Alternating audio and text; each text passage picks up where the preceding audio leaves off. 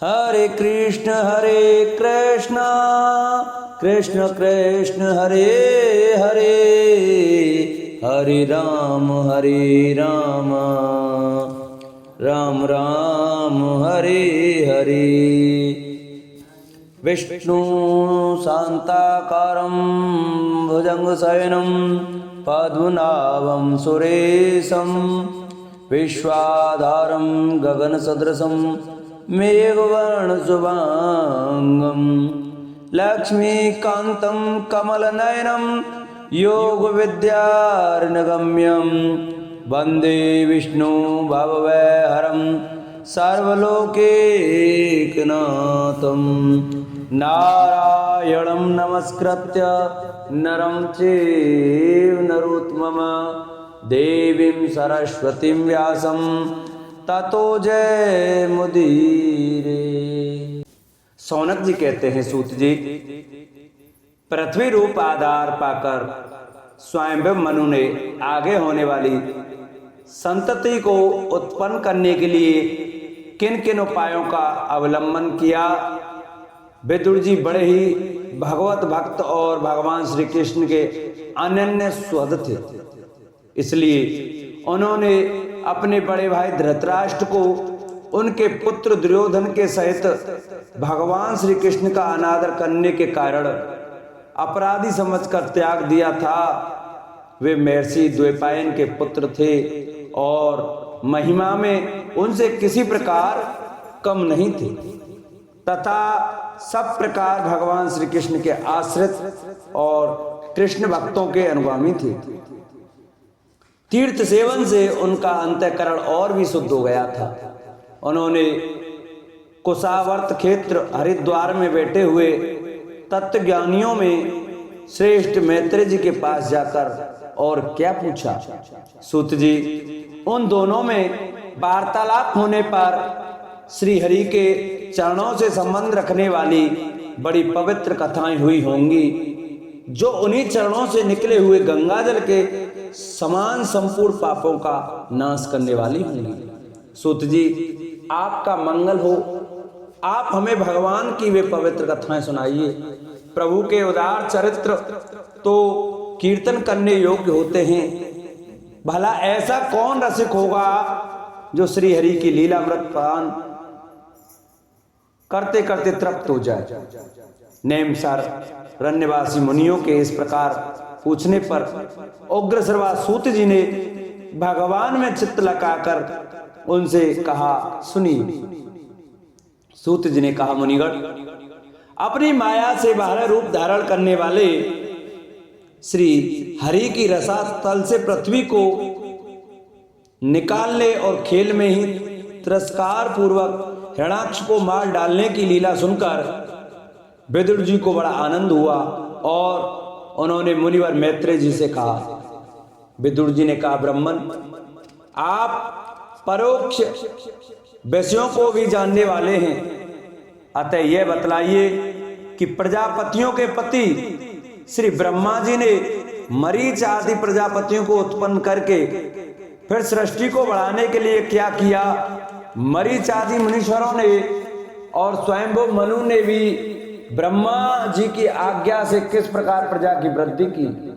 क्या उन्होंने इस जगत को पत्नियों के सहयोग से उत्पन्न किया या अपने अपने कार्य में स्वतंत्र रहकर, अथवा सबने एक साथ मिलकर इस जगत की रचना की। श्री मैत्रेय जी ने कहा, विदुर जी, जिसकी गति को जानना अत्यंत कठिन है, उस जीवों के प्रारब्ध, प्रकृति के नियंता पुरुष और काल, इन तीन हेतुओं से तथा भगवान की सन्निधि से त्रिगुणमय प्रकृति में क्षोभ होने पर उससे महतत्व उत्पन्न हुआ। देव की प्रेरणा से रज प्रधान महतत्व से वैकारिक, सात्विक, राजस और तामस तीन प्रकार का अहंकार उत्पन्न हुआ। उसने आकाश आदि 5-5 तत्वों के अनेक वर्ग प्रकट किए। वे सब अलग अलग रहकर भूतों के कार्य रूप ब्रह्मांड की रचना नहीं कर सकते थे, इसलिए उन्होंने भगवान की शक्ति से परस्पर संगठित होकर एक स्वर्णवर्ण अंड की रचना की। वह अंड चेतना शून्य अवस्था में 1000 वर्षों से भी अधिक समय तक काणाब्दी के जल में पड़ा रहा। फिर उसमें श्री भगवान ने प्रवेश किया। उसमें अधिष्ठित होने पर उनकी नाभि से सहस्त्र सूर्यों के समान अत्यंत देदीप्यमान एक कमल प्रकट हुआ, जो संपूर्ण जीव समुदाय का आश्रय था। उसी से स्वयं ब्रह्मा जी का भी आविर्भाव हुआ है। जब ब्रह्मांड के गर्भ रूप जल में शयन करने वाले श्री नारायण देव ने ब्रह्मा जी के अंतःकरण में प्रवेश किया, तब वे पूर्व कल्पों में अपने ही द्वारा निश्चित की हुई नाम रूपमय व्यवस्था के अनुसार लोकों की रचना करने लगे। सबसे पहले उन्होंने अपनी छाया से तामिश्र, अंध तामिश्र, तम, मोह और महामोह, यूं 5 प्रकार की अविद्या उत्पन्न की। ब्रह्मा जी को अपना वह तमो में शरीर अच्छा नहीं लगा, अतः उन्होंने उसे त्याग दिया। तब जिससे भूख प्यास की उत्पत्ति होती है, ऐसे रात्रि रूप उस शरीर को उसी से उत्पन्न हुए यक्ष और राक्षसों ने ग्रहण कर लिया। उस समय भूख प्यास से अभिभूत होकर वे ब्रह्मा जी को खाने को दौड़ पड़े और कहने लगे, इसे खा जाओ, इसकी रक्षा मत करो, क्योंकि वे भूख प्यास से व्याकुल हो रहे थे। ब्रह्मा जी ने घबरा कर उनसे कहा, अरे यक्ष राक्षस हो, तुम मेरी संतान हो, इसलिए मुझे भक्षण मत करो, मेरी रक्षा करो। उनमें से जिन्होंने कहा खा जाओ वे यक्ष हुए, और जिन्होंने कहा रक्षा मत करो वे राक्षस कहलाए।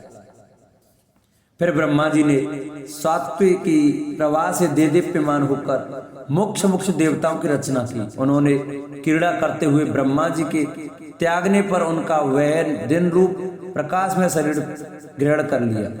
इसके पश्चात ब्रह्मा जी ने अपने जगन देश से कामासक्त असुरों को उत्पन्न किया। वे अत्यंत काम लोलुप होने के कारण उत्पन्न होते ही मैथुन के लिए ब्रह्मा जी की ओर चले। यह देखकर पहले तो वे हंसे, किंतु फिर उन निर्लज्ज असुरों को अपने पीछे लगा देख भयभीत और क्रोधित होकर बड़े जोर से भागे। तब उन्होंने भक्तों पर कृपा करने के लिए उनकी भावना के अनुसार दर्शन देने वाले शरणागत वत्सल वरदायक श्री हरि के पास जाकर कहा, परमात्मन मेरी रक्षा कीजिए। मैंने तो आपकी आज्ञा से प्रजा उत्पन्न की थी, किंतु यह तो पाप में प्रवृत्त होकर मुझको ही तंग करने चली है। नाथ, एकमात्र आप ही दुखी जीवों का दुख दूर करने वाले हैं, और जो आपकी चरण शरण में नहीं आते उन्हें दुख देने वाले भी एकमात्र आप ही हैं। प्रभु तो प्रत्यक्षवत सबके हृदय की जानने वाले हैं। उन्होंने ब्रह्मा जी की आतुरता देखकर कहा, तुम अपने इस काम कलुषित शरीर को त्याग दो। भगवान के यों कहते ही उन्होंने वह शरीर भी छोड़ दिया। ब्रह्मा जी का छोड़ा हुआ वह शरीर एक सुंदरी स्त्री संध्या देवी के रूप में परिणित हो गया। उसके चरण कमलों के पायजेब झलकृत हो रहे थे, उसकी आंखें मतवाली हो रही थीं और कमर करदनी की लड़ों से सुशोभित सजीली साड़ी से ढकी हुई थी। उसके उभरे हुए स्तन इस प्रकार एक दूसरे से सटे हुए थे कि उनके बीच में कोई अंतर भी नहीं रह गया था। उनकी नासिका और दंतावली बड़ी ही सुघड़ थी तथा वह मधुर मधुर मुस्कुराती हुई असुरों की ओर हाव भावपूर्ण दृष्टि से देख रही थी। वह नीली नीली अलकावली से सुशोभित सुकुमारी मानो लज्जा के मारे अपने अंचल में ही सिमटी जाती थी। विदुर जी उस सुंदरी को देखकर सबके सब असुर मोहित हो गए। अहो, इसका कैसा विचित्र रूप, कैसा अलौकिक धैर्य और कैसी नई अवस्था है। देखो, हम काम पीड़ितों के बीच में यह कैसी बेपरवाह सी विचर रही है। इस प्रकार उन कुबुद्धि दैत्यों ने स्त्री रूपणी संध्या के विषय में तरह तरह के तर्क वितर्क करके फिर उसका बहुत आदर करते हुए प्रेम पूर्वक पूछा, सुंदरी तुम कौन हो और किसकी पुत्री हो? भामिनी, यहाँ तुम्हारे आने का क्या प्रयोजन है? तुम अपने अनूप रूप का यह बेमोल सौदा दिखाकर हम अभागों को क्यों तरसा रही हो?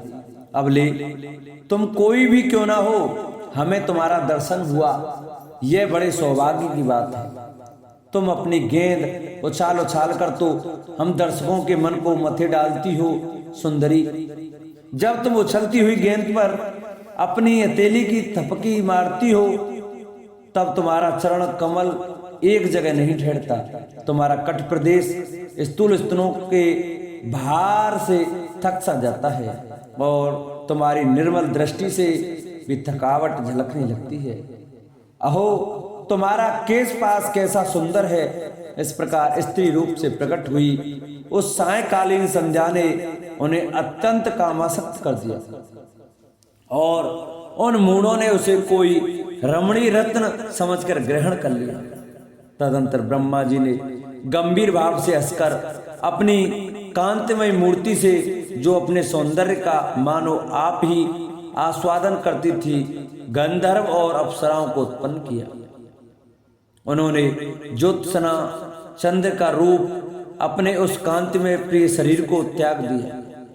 उसी को विश्वावसु आदि गंधर्वों ने प्रसन्नतापूर्वक ग्रहण किया।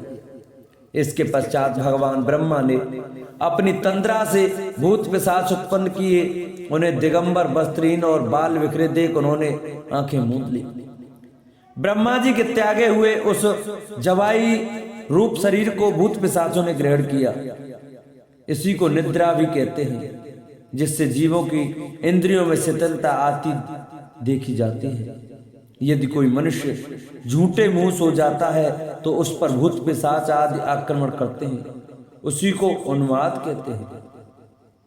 फिर भगवान ब्रह्मा ने भावना की कि मैं तेजोमय हूं और अपने अदृश्य रूप से संध्यागण एवं पितृगणों को उत्पन्न किया।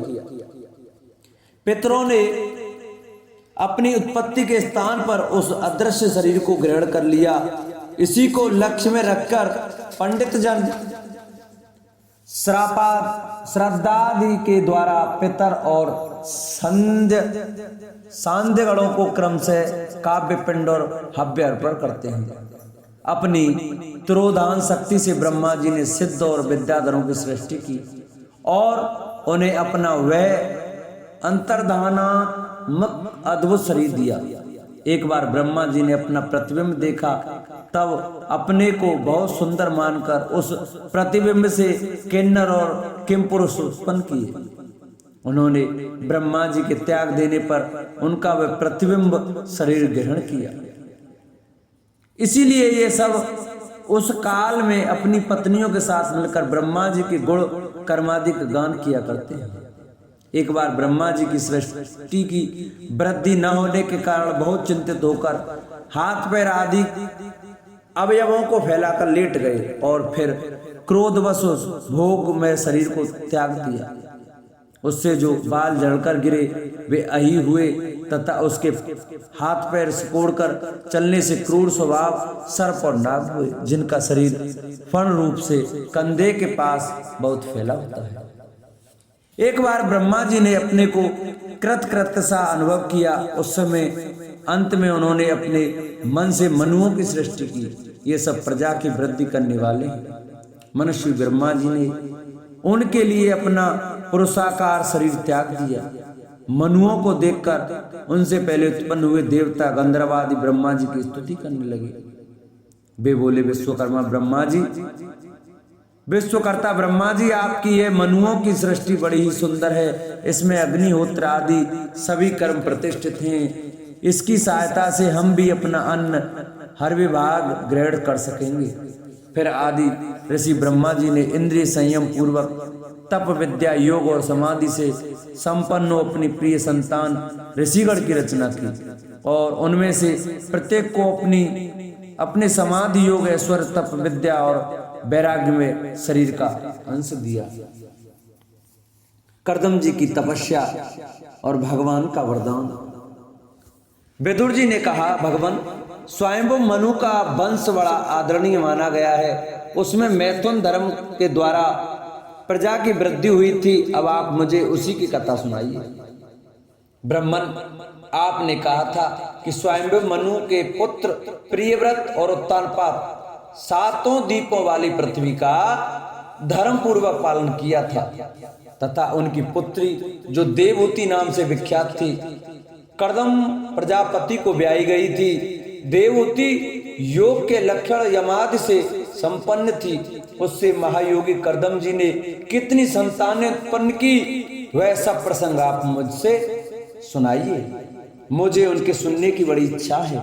इसी प्रकार भगवान रुचि और ब्रह्मा जी के पुत्र दक्ष प्रजापति ने भी मनु जी की कन्याओं का पाणी ग्रहण करके उनसे किस प्रकार क्या क्या संतान उत्पन्न की यह सब चरित्र भी मुझे सुनाइए।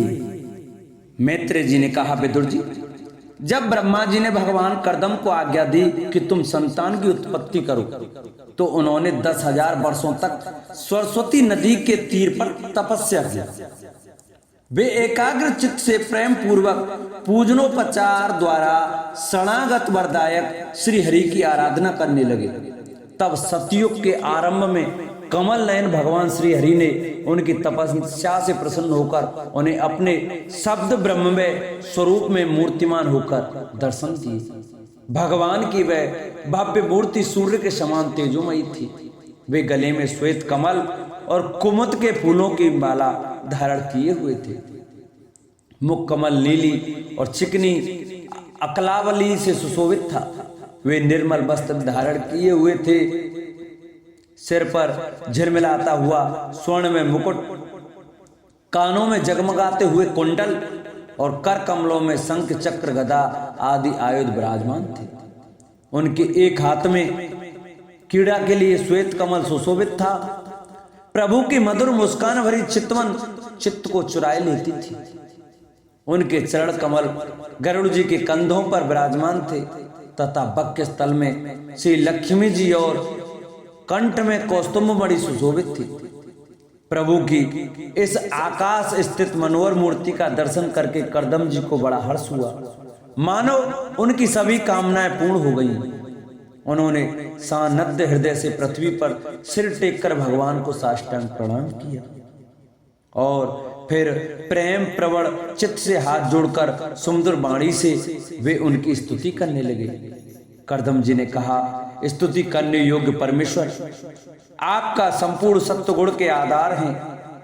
योगजन उत्तरोत्तर शुभ योनियों में जन्म लेकर अंत में योगस्थ होने पर आपके दर्शनों की इच्छा करते हैं।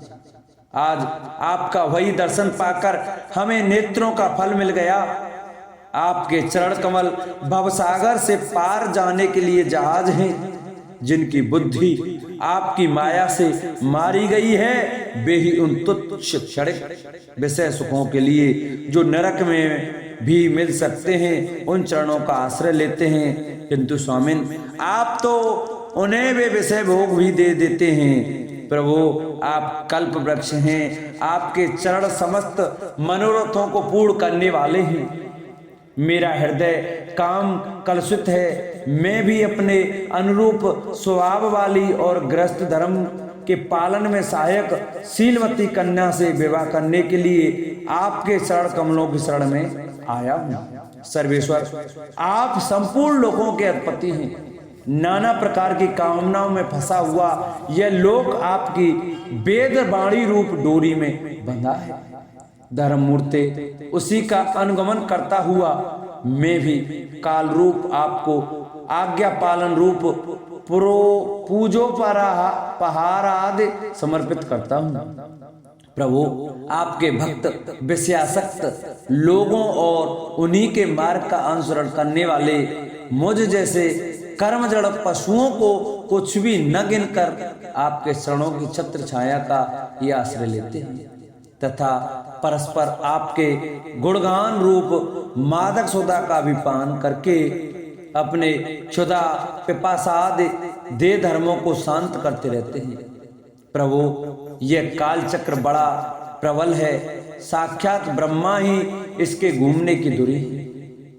अधिक मास सहित 13 महीने अरे हैं, 360 दिन जोड़ हैं, 6 ऋतुएं ने में हाल हैं, अनंत क्षण पल आदि इसमें पत्राकार धाराएं हैं तथा 3 चातुर्माश इसके आधारभूत नाव हैं।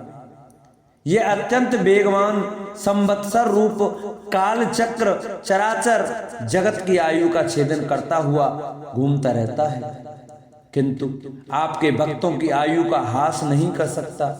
भगवान, जिस प्रकार मकड़ी स्वयं ही जाले को फैलाती है, उसकी रक्षा करती है और अंत में उसे निगल जाती है, उसी प्रकार आप अकेले ही जगत की रचना करने के लिए अपने से अभिन्न अपनी योग माया को स्वीकार कर उससे अभिव्यक्त हुई अपनी सत्वादि शक्तियों द्वारा स्वयं ही इस जगत की रचना, पालन और सार करते हैं। प्रभु, इस समय आपने हमें अपनी तुलसी माला मंडित माया से परिच्छिन्न सी दिखाई देने वाली सगुण मूर्ति से दर्शन दिया है। आप हम भक्तों को जो शब्दादि विषय सुख प्रदान करते हैं, वे मायिक होने के कारण यद्यपि आपको पसंद नहीं है, तथापि परिणाम में हमारा सुख करने के लिए वे हमें प्राप्त हो। नाथ, आप स्वरूप से निष्क्रिय होने पर भी माया के द्वारा सारे संसार का व्यवहार चलाने वाले तथा थोड़ी सी उपासना करने वाले पर भी समस्त अवलसित वस्तुओं की वर्षा करते रहते हैं। आपके चरण कमल बंदनी है, मैं आपको बारंबार नमस्कार करता हूँ। मैत्रेय जी कहते हैं, भगवान की भौहें प्रणय मुस्कान भरी चितवन से चंचल हो रही थी। वे गरुड़ जी के कंधे पर विराजमान थे। जब कर्दम जी ने इस प्रकार निष्कपट भाव से उनकी स्तुति की, तब वे उनसे अमृतमयी वाणी से कहने लगे। भगवान ने कहा, जिसके लिए तुमने आत्म संयम आदि के द्वारा मेरी आराधना की है, तुम्हारे हृदय के उस भाव को जानकर मैंने पहले से ही उसकी व्यवस्था कर दी है। प्रजापति, मेरी आराधना तो कभी भी निष्फल नहीं होती, फिर जिनका चित्त निरंतर एकांत रूप से मुझ में ही लगा रहता है, उन तुम जैसे महात्माओं के द्वारा की हुई उपासना का तो और भी अधिक फल होता है। प्रसिद्ध यशस्वी सम्राट स्वयंभू मनु ब्रह्मवर्त में रहकर 7 समुद्र वाली सारी पृथ्वी का शासन करते हैं। विप्रवर, वे परम धर्मज्ञ महाराज महारानी शत्रुपा के साथ तुमने मिलने के लिए परसों यहाँ आएंगे। उनकी एक रूप यौवन शील और गुणों से संपन्न श्याम लोचना कन्या इस समय विवाह के योग्य है। प्रजापति, तुम सर्वथा उसके योग्य हो, इसलिए वे तुम्ही को वह कन्या अर्पण करेंगे। ब्राह्मण, गत अनेकों वर्षों से तुम्हारा चित्त जैसी भार्या के लिए समाहित रहा है, अब शीघ्र ही वह राजकन्या तुम्हारे वैसी ही पत्नी होकर यथेष्ट सेवा करेगी। वह तुम्हारा वीर अपने गर्भ में धारण कर उससे 9 कन्या उत्पन्न करेगी और फिर तुम्हारी उन कन्याओं से लोक रीति के अनुसार मरीच आदि ऋषिगण पुत्र उत्पन्न करेंगे।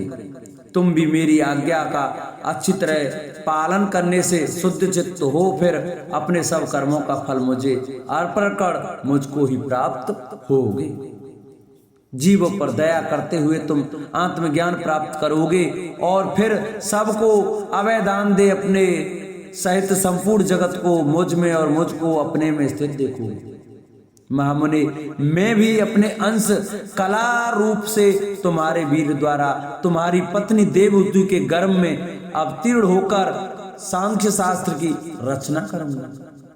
मैत्रेय जी कहते हैं, विदुर जी कर्दम ऋषि से इस प्रकार संभाषण करके इंद्रियों के अंतर्मुख होने पर प्रकट होने वाले श्री हरि सरस्वती नदी से घिरे हुए बिंदुसर तीर्थ से जहाँ कर्दम ऋषि तप कर रहे थे अपने लोक को चले गए।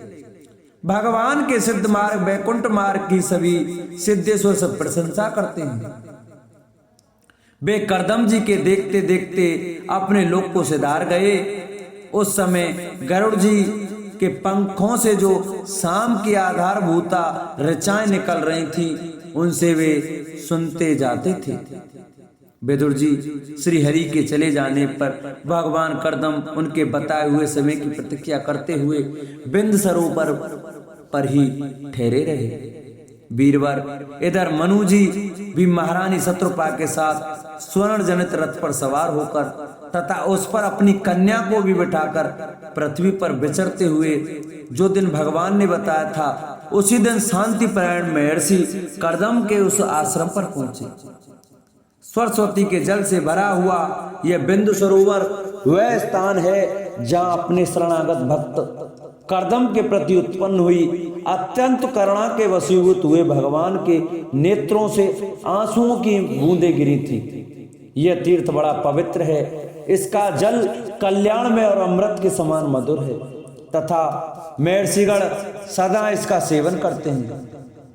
उस समय बिंदु सरोवर पवित्र वृक्ष लताओं से घिरा हुआ था, जिनमें तरह तरह की बोली बोलने वाले पवित्र मृग और पक्षी रहते थे।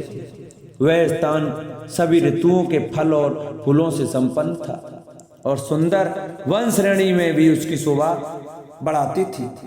वहां झुंड के झुंड मत वाले पक्षी चहक रहे थे, मत वाले भौरे मंडरा रहे थे। उन्मत्त मयूर अपने पिच्छ फैला फैला कर नट की भांति नृत्य कर रहे थे और मत वाले कोकिल कुहू कुहू करके मानो एक दूसरे को बुला रहे थे। वह आश्रम कदम्ब, चंपक, अशोक, करंज, बकुल, असन, कुंद, मंदार, कुटज और नए नए आम के वृक्षों से अलंकृत था। वहां जलकाग, बतख आदि जल भर तैरने वाले पक्षी, हंस, कुरर, जलमुर्ग, सारस, चकवा और चकोर मधुर स्वर से कलरव कर रहे थे। हरिण, सुअर, स्याही, नीलगाय, हाथी, लंगूर, सिंह, बानर, नेवले और कस्तूरी मृग आदि पशुओं से भी वह आश्रम घिरा हुआ था। आदिराज महाराज मनु ने उस उत्तम तीर्थ में कन्या के सहित पहुंचकर देखा कि मुनिवर कर्दम अग्निहोत्र से निवृत्त होकर बैठे हुए हैं। बहुत दिनों तक उग्र तपस्या करने के कारण वे शरीर से बड़े तेजस्वी दिख पड़ते थे तथा भगवान के स्नेहपूर्ण चितवन के दर्शन और उनके उच्चारण किए हुए करुणामृत रूप सुमधुर वचनों को सुनने से इतने दिनों तक तपस्या करने पर भी वे विशेष दुर्बल नहीं जान पड़ते थे। उनका शरीर लंबा था, नेत्र कमल दल के समान विशाल और मनोहर थे, सिर पर जटाएं सुशोभित थीं और कमर में चीर वस्त्र थे। वे निकट से देखने पर बिना शान पर चढ़ी हुई महामूल्य मणि के समान मलिन जान पड़ते थे। महाराज स्वयंभू मनु को अपनी कुटी में आकर प्रणाम करते देख उन्होंने उन्हें आशीर्वाद से प्रसन्न किया और यथोचित आतिथ्य की रीति से उनका स्वागत सत्कार किया। जब मनु जी उनकी पूजा ग्रहण कर स्वस्थ चित्त से आसन पर बैठ गए तब मुनिवर कर्दम ने भगवान की आज्ञा का स्मरण कर उन्हें मधुर वाणी से प्रसन्न करते हुए इस प्रकार कहा, देव, आप भगवान विष्णु की पालन शक्ति रूप हैं, इसलिए आपका घूमना फिरना निसंदेह सज्जनों की रक्षा और दुष्टों के सार के लिए ही होता है। आप साक्षात विशुद्ध विष्णु रूप हैं तथा भिन्न भिन्न कार्यों के लिए सूर्य, चंद्र, अग्नि, इंद्र, वायु, यम, धर्म और वरुण आदि रूप धारण करते हैं। आपको नमस्कार है। आप मणियों से जड़े हुए जयदायक रथ पर सवार हो अपने प्रचंड धनुष की टंकार करते हुए उस रथ की घरघराहट से ही पापियों को भयभीत कर देते हैं और अपनी सेना के चरणों से रौंदे हुए भूमंडल को कंपाते अपनी उस विशाल सेना को साथ लेकर पृथ्वी पर सूर्य के समान विचरते हैं। यदि आप ऐसा ना करें तो चोट डाकू भगवान की बनाई हुई वर्णाश्रम धर्म की मर्यादा को तत्काल नष्ट कर दें तथा विषय लोलुप निरंकुश मानवों द्वारा सर्वत्र अधर्म फैल जाए। यदि आप संसार की ओर से निश्चिंत हो जाएं तो यह लोग दुराचारियों के पंजे में पड़कर नष्ट हो जाए।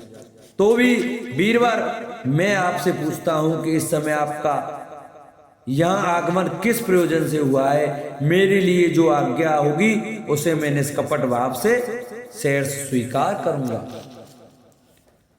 बोलो विष्णु भगवान की जय, बोलो भागवत भगवान की जय। आज की कथा को भक्तों हम यहीं विश्राम देते हैं। कल की कथा में हम आपको देवहूति के साथ कर्दम प्रजापति के विवाह की कथा का वर्णन सुनाएंगे। तो सभी भक्तजन हमारी कथा को प्रतिदिन बड़े श्रद्धा भाव प्रसन्न चित्तमन से सुने, क्योंकि भागवत महापुराण की कथा हमें बड़े हमारे पूर्व जन्म के कर्मों के करने से सुनने को प्राप्त होती है। तो आइए भक्तों, कथा को विश्राम करते हैं। जिन भक्तों ने अभी तक हमारे चैनल को सब्सक्राइब नहीं किया है वो हमारे चैनल को सब्सक्राइब करें। जिन्होंने वीडियो को लाइक नहीं किया वो हमारी वीडियो को लाइक करें। चैनल को सब्सक्राइब कर कमेंट में राधे राधे अवश्य लिखें। बोलो भागवत भगवान की जय।